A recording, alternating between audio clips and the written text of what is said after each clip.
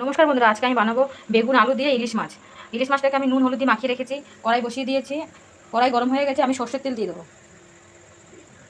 তেল গরম হয়ে গেছে, মাছগুলো আমি দিয়ে দেবো। মাছগুলো দেওয়া হয়ে গেছে, মাছগুলো আমি একটা করে উল্টে নেব।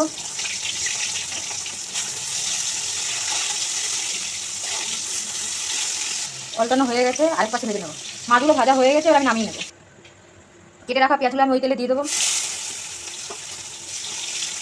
কেটে রাখা বেগুন আলুগুলো দিয়ে দেবো। এবার ঢাকা দিয়ে দেবো। এবার ঢাকা খুলে একটু নাড়াচাড়া করে নেবো। স্বাদ মতো একটু লবণ দিয়ে নেবো, একটু নাড়াচাড়া করবো। হলুদ হলুদ গুঁড়ো দিয়ে দেবো।